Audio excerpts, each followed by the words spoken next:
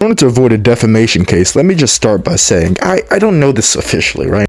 But it's pretty obvious that Yuji Itadori is significantly underpaid, okay? First of all, we have to consider the fact that this man has many unique traits and skills that are specific to him. The skills that he has through the being that's inside of him are unlike skills that anybody else can have or anybody else can replicate.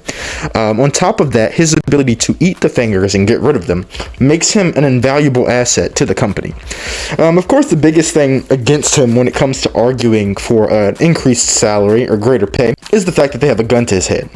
Outside of that, though, there is no reason why Yuji Itadori should be getting paid the amount that he's getting paid currently.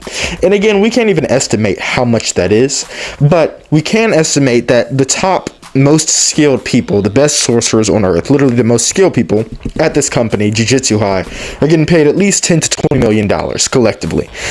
Considering that, Yuji, I know for a fact, is getting underpaid. Look at my boy's clothes, look at my boy's apartment, the fact that my boy doesn't even have a car. He is a great asset that they are underappreciating. And if there are other sorcerer companies, one of them is going to come and swoop him up. I promise. And $10 to $20 million is the rough estimate, but the collective value of this entire company is about $1 to $1.5 billion. That's considering their hundreds of millions of dollars worth of valuable to prime real estate in Tokyo. That's considering the fact that they have at least $500 million to $1 billion in cursed tools and artifacts, and they spend at least $50 to $100 million per year in training and operations, right? And in order to get an idea of how much Yuji should at the very least be getting paid, we can look at real world estimates of private military companies, right? Private military companies hire private military soldiers, and what that is essentially modern day mercenaries. If you have a skill set that you came from the military with, if you were a special forces soldier, you saw combat, then you'd be able to go and get one of these private military jobs pretty easily, and you'd be making $250,000 a year pretty much off of the get-go. Some of these guys easily start off at like $400,000 a year. So assuming that these soldiers and sorcerers in this world are much more powerful than a private military soldier could ever be, since they don't have superpowers or domain expansion, then we can assume he should at least be getting paid $250,000 to $500,000. Again, just look at Yuji's life, look at his lifestyle, and tell me whether or not you think he's getting paid that. He, of course, could be a minimalist, and there's nothing wrong with the way that he's living. But I suspect very heavily that he's getting underpaid, and that's just not okay. What I'd suggest is he go and argue his position, his point.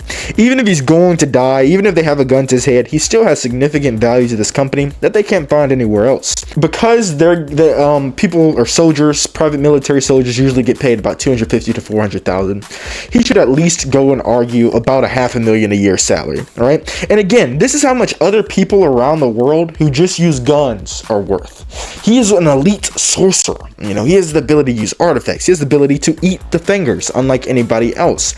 Man should at least be getting paid $500,000 a year, and I just don't think that he is. I have a creeping suspicion that he is getting significantly underpaid, getting taken advantage of even. And I wouldn't suggest he unionize. I just think he needs to go up to his boss, or Gojo, or go up to whoever's in charge, whoever's writing those paychecks, right? Because there's somebody in payroll. There's a little old lady somewhere writing people's checks. And he needs to tell them why he's as valuable as he is. He needs to make this case and fight for it and make it very clear why he should be making $500,000 a year.